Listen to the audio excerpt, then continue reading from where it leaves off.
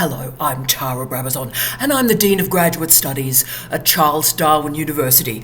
Welcome to Outrider 54, The Sentence.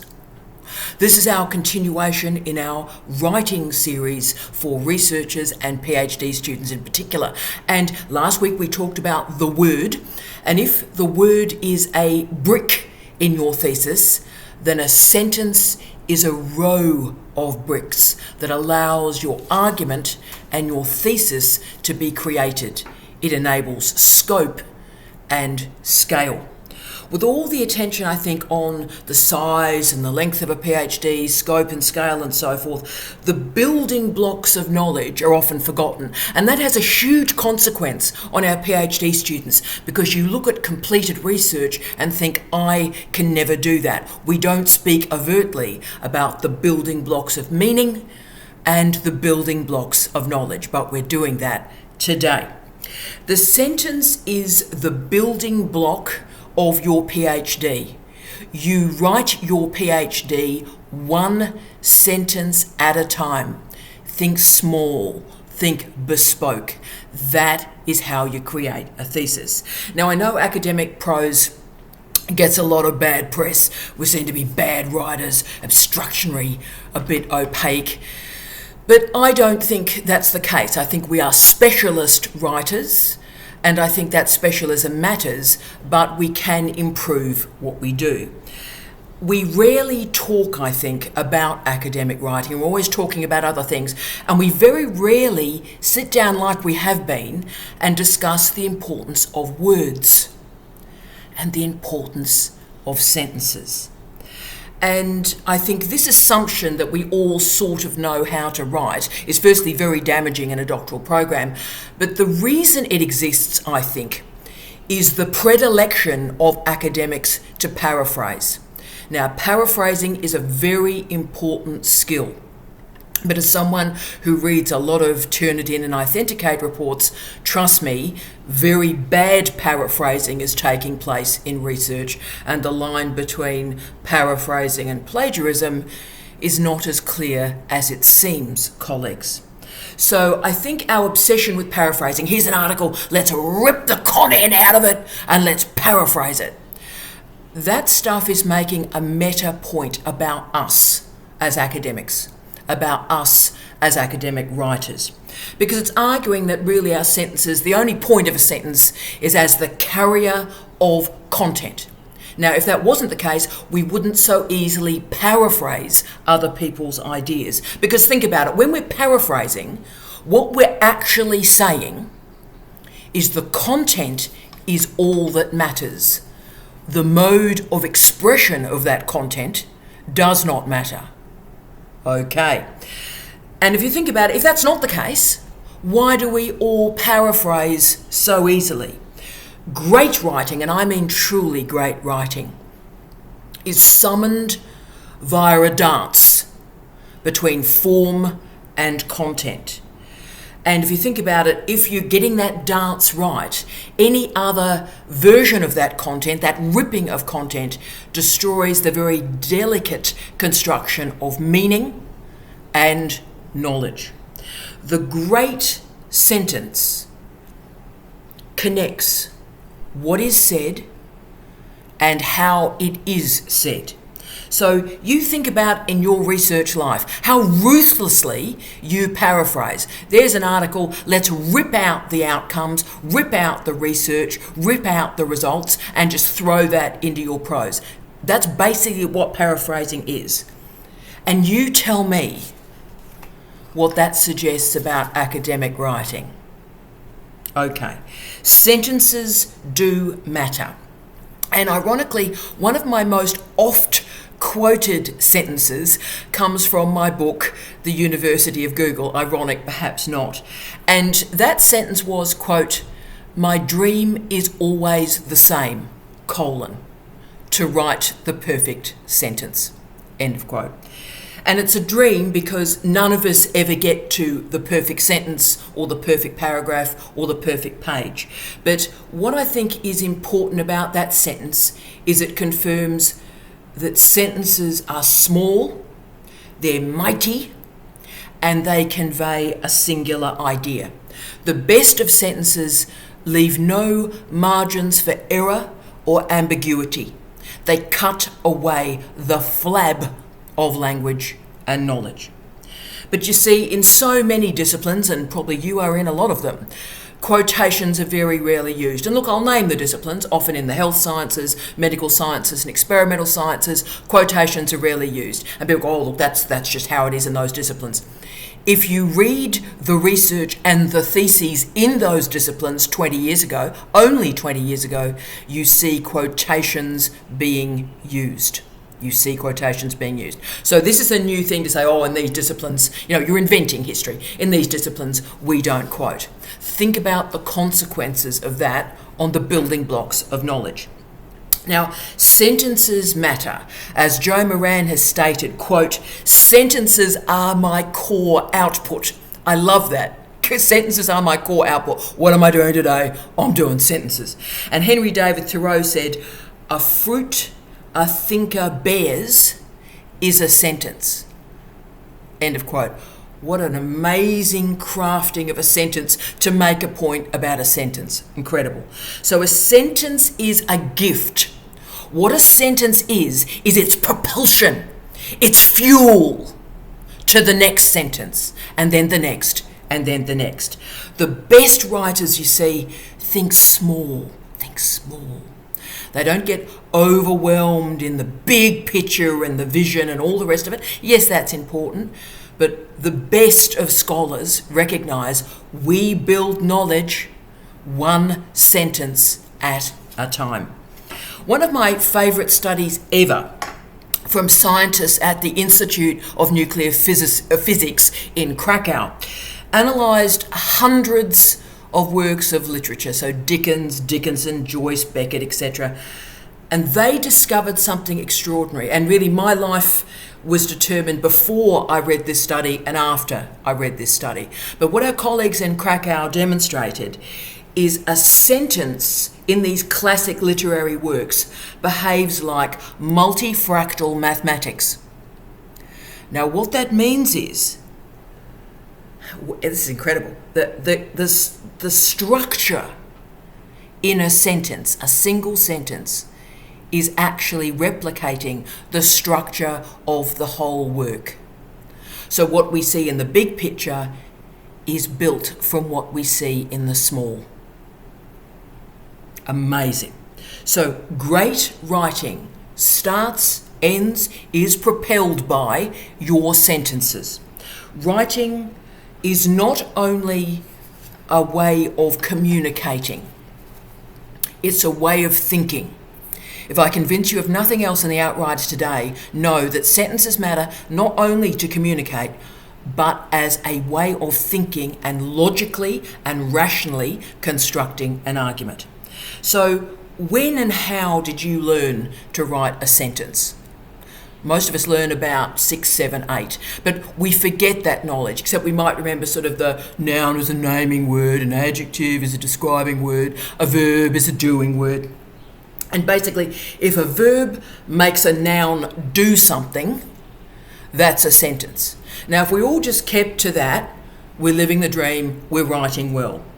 But the problem is there's so many guides to good reading that are pretty basic, pretty straightforward, and they're not recognising the complexity of academic writing. So we're balancing all sorts of flaming chainsaws. We're juggling all these flaming chainsaws: methodology, epistemology, ontology, managing epic experimental failures in fieldwork. It just goes on and on and on. And with all these troubles around us in research culture, a sentence seems like the least of our worries.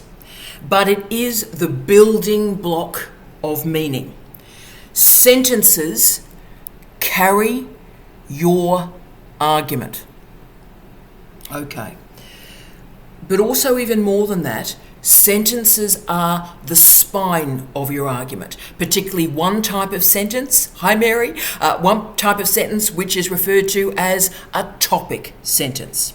A topic sentence is the first sentence in every paragraph, and it informs your reader about what's going on in that paragraph. So a topic sentence orients your reader through the paragraph. But there's a trick here. If you're writing well, you should be able to read the first sentence of every paragraph in your article or your thesis, and you will get the argument. So if you read the first sentence of a chapter in your thesis and you have no idea what's going on, you've got sentence problems, you've got construction problems, you've got a problem with topic sentences. The test, therefore, and this is a great diagnostic for you today, read that first sentence. Do you understand what's going on? If you don't, you've got an issue with sentences, and we need to sort that out. And by the way, this is often why literature reviews are absolutely terrible, because students don't write topic sentences. They just go, as Brown says, as Mitchell says, as O'Brien says, yawn, yawn, yawn, yawn, yawn, yawn, yawn, life is too short. If you got a literature review, the best literature reviews understand topic sentences rather than just listing names. So have a look at your own literature review and see what you're doing. Now, I understand that all this focus and attention on writing can seem a bit tedious, because after all, it's stopping you from doing the important stuff, which is doing the research. But try and see writing as a game, if you can, or even better, as I do, as a jigsaw puzzle. So I'm always looking for a new interesting word to slot into the place of the jigsaw puzzle to render my vista clearer. If you hate writing, if you find writing difficult, and there'll be people watching that exactly, I hate writing, I hate doing it, I'm a bad writer, poor writer, bad writer. You're not, but let's try and work out what's going on to improve you from here. So this week, everything is really in the miniature. As you can see, we're talking about a thesis, we're talking about lifelong research projects, but from the miniature, from the tiny little component of the sentence. For me, there are two solutions to the most common problems that we see in writing. So if you just want two quick and dirty solutions for what's going on in your prose, if you do these two things, it'll improve you a bit. You see, what happens is academic writing, particularly student writing, is blunt, it's predictable, it's pretty boring. And the reason for that predictability is through a small vocabulary. So what happens is you deploy the same words over and over and over again, and it's just blunt writing. It's just blunt, you go, oh, and it's pretty boring to read. Okay. Now, we talked about the importance of vocabulary in our words session last week. And look, your vocabulary will improve in two ways. The first way is obviously by reading. Reading allows you to learn new words. So please, for me, for the rest of your professional life, whenever you are reading something and you don't understand a word, look it up and learn it. Embed it in yourself and then use it.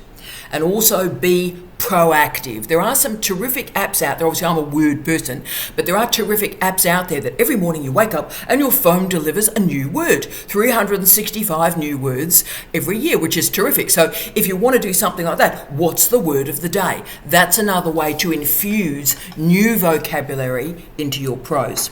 Now, a large vocabulary is a gift because it grants you precision in your writing, it gives you a diversity of experience, but it also allows you to spice things up a bit. So use a really odd, gorgeous word in your prose and people remember the sentence. If you think about it, writing is really the equivalent of clothes. You may be gorgeous.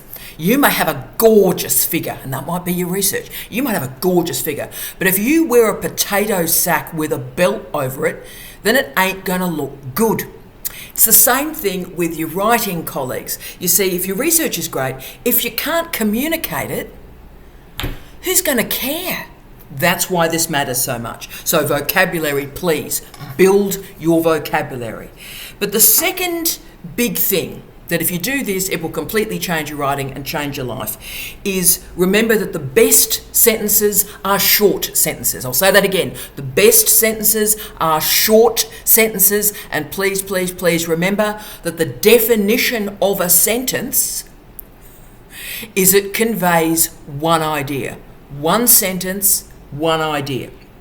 Now, if you do that, we're living the dream. Brilliant. When you break that rule, you just go on, the sentence goes on and on and on, and there's a noun, and there's another noun, and there's a verb, and there's, oh wow, there's an adverb, and then there's a series of adjectives. What are they doing? Basically, that's like writing on a high wire. So suddenly, from being a very straightforward, I am standing in one spot and expressing my truth. But instead of that, when you keep adding and lengthening the sentences, it basically becomes a high wire act. And of course, you fall off. How are you going to end this sentence? It's like, competitive eating. There's people that do competitive eating, right? So it's like, okay, how many hot dogs can you get in your mouth? Right, that's like the long sentence. And you've got to ask yourself, why are you putting hot dogs in your mouth in the first place? Okay, and that's the nature of the long sentence. Okay, you might render it grammatically correct, but why have you started doing this? So the key idea to improve your writing from today is the best sentence is a short sentence, and a sentence expresses one idea. So with these two improvements, vocabulary and sentence construction, your writing will improve today. Now, I understand why writing is so difficult and why it's such a big issue in doctoral programs around the world, because we assume when a student is enrolled that they can read at a high level, and we assume that they can write at a high level, and assumptions in doctoral programs are always the pathway to attrition. But you see, literacy is never completed. It's not a destination. We learn literacy every day. Reading and writing are located on a continuum, and each day, all of us gradually improve at both until we die. So, there is no perfect sentence. That's my dream, and I will never get there, and I know that, but what an aspiration that has been in my daily life and research. But for you, I want to just offer now 10 very, very quick little maxims for you to consider to improve your writing further. Okay, yes, short sentences, yes, improve your vocabulary, but always remember that a sentence conveys so many things. Yes, it seems very simple. It starts with a capital letter and it finishes with a full stop. Unless it finishes with a question mark or an exclamation mark, and unless it starts with inverted commas. But between the capital letter and the full stop, that's where the magic happens.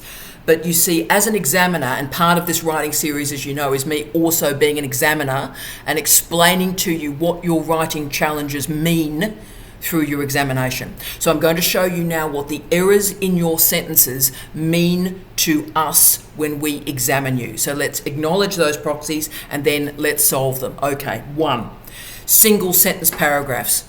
Oh my goodness me, this is devastating through an examination. Single sentence paragraphs. Now, the point of academic writing, the point of an academic argument, is that it has multiple sentences that build into a paragraph. So remember the importance of the topic sentence, telling me what's in the paragraph. If you've only got one sentence in your paragraph, then what is going on here? The definition of a paragraph is multiple sentences. So therefore, what happens when you have all these tiny, tiny paragraphs is your writing appears fragmented, because it is fragmented, and what that does is it makes your argument fragmented. So the longer the paragraph, the better the paragraph. Mostly. 2, the use of long sentences. Oh my goodness me.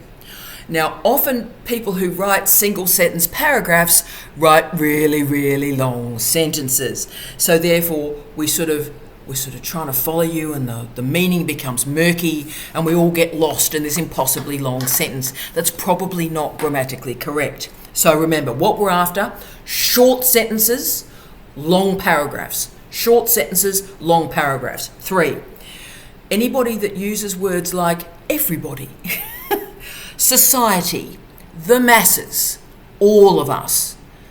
When I see these phrases and words, I just lose the will to live. I lose the will to live. It's bad writing. So these words are a proxy for bad research because they are generalizations, okay? Everybody does not smoke marijuana, trust me. And everyone doesn't agree with you. stop using these generalizations. The very definition of research is we critique generalizations. So whenever you start to use nouns like everybody, society, the masses, the people, I want you to stop yourself and I want you to put in a more elegant and precise word. Who exactly are you talking about? Be really precise. 4, oh my goodness me, saw this week in a thesis, the use of the word nowadays. When do you ever see this word except in PhD theses? Now, what happens is when students use nowadays or currently, these sort of very weak transitional phrases, it's showing that they don't have the vocabulary and they're confusing the genre of a PhD with storytelling. Okay, so please avoid these sort of really bonkers transitional phrases. We'll talk about transitional words and phrases shortly, but be sure that these words like currently or as I referred to earlier or nowadays, you get rid of that stuff. 5, speaking of weak transitional phrases. Okay, when students use phrases like let us now or as I discussed earlier, they're showing me as a reader that they don't know how to construct an argument. The best writing in the world is like a waterfall. You don't see the join. So one great sentence flows into the next great sentence. Transitions and movement between ideas must be smooth, rather than sort of sounding like a burnt-out clutch in a Mini. Don't do it. 6, repetition of words, crucial, huge problem. When students have a limited vocabulary and the student just simply hasn't read enough, their writing is not only incredibly bland, which is one thing, but it's also very imprecise. So it means they're making generalizations from their data set that they shouldn't be making because of their truncated vocabulary. So if you discover, and I did when I was an undergraduate and a postgraduate, if you discover that you overuse particular words, and we all do it, and you go, oh no, I use this all the time. That is a blessing when you see that repetition in your own prose. What you do is list those words on a whiteboard, and before you send that draft out to any other human, you do a control find, control replace, and you find that word and you replace it every time with something else. 7, the use of a very odd synonym that doesn't fit the context. Now, we know what's happening on your computer. You've got a thesaurus, good on you for using it, but the trouble is you've got to do the work beyond just looking up another word, because what happens is a student that has a small vocabulary has used the thesaurus and picked an inelegant word that doesn't actually fit. So please, every time you're going to use a thesaurus, please look up the word and make sure it fits, or else it doesn't look very clever. Okay, know what you're writing. Have the wide vocabulary. Learn. 8, oh my goodness me. Students who use a colon or a semicolon when really they need to use a full stop. My goodness me. Now, punctuation is the Darth Vader of writing. You have to control punctuation or else it will kill you. So please try and keep your punctuation precise and really well deployed. The use of semicolons and colons, that's a characteristic of humans, students, but also researchers that construct incredibly long sentences. And we've already talked about the consequence of that. So what actually happens is a colon or a semicolon is used, and that configures what we call a fused sentence. So it's like, what is the relationship between these two parts? Remember, one idea, one sentence. Particularly, I would watch the semicolon. So mostly you shouldn't use a semicolon. I so rarely use a semicolon. I can't remember the last professional writing I do, and I write every day. The last professional writing I did where I used a semicolon, because I don't need to use a semicolon because I know how to use a full stop. So just be aware, if you're using a semicolon, do you know how they are used? Full stops are the Jedi Knight of your academic writing. Use them. Use the force of the full stop. 9. Oh my goodness me, yes. The excessive use of I think and I feel. My goodness me. Now, just to start off with, I'm not against the use of I, me, mine, we. Not against that. Not bothered. That's not a deal breaker for me. And in fact, the students that use the sort of absolutely bonkers use of third person, like the researcher confirms that ethics clearances are in place. You know, those sort of, the researcher confirms, dude, the researcher is you. Unless you've got multiple personalities, then just use I. We're cool, just use I. And the great gift of using the I is it immediately activates active voice, right? So it's not passive voice, I. Tremendous, brilliant.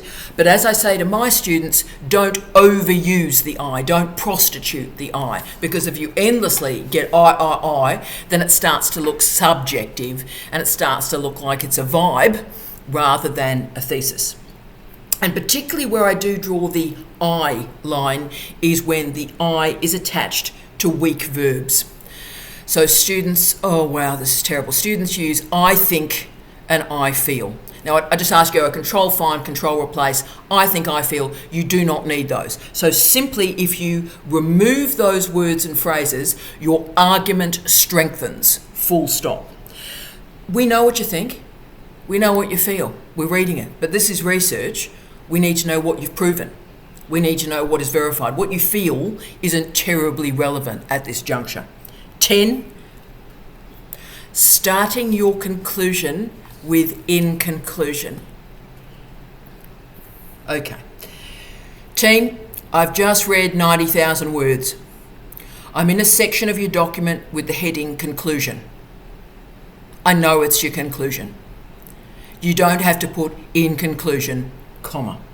So do a search, do a find replace through the rest of your professional life for in conclusion. And just simply by, when you use that phrase, remove it. You don't need to replace it with anything, just remove it. And all of a sudden, active voice, your sentence is incredibly strong. You see, great writing is debatable. We can all get together. You get two people together, they'll have a row about what makes great writing. Because it's like great music, right? What makes a great track? But we do know there are agreed principles about a fantastic chorus, a screaming bridge, and a great backbeat, right? So there are particular characteristics of great music and great writing that we all recognise. But you see, improving writing, which we all have to do every single day, comes with a few decisions that we make. And really the first decision and the most important decision is to make a decision that you care about your writing. That writing is not simply a carrier for your research.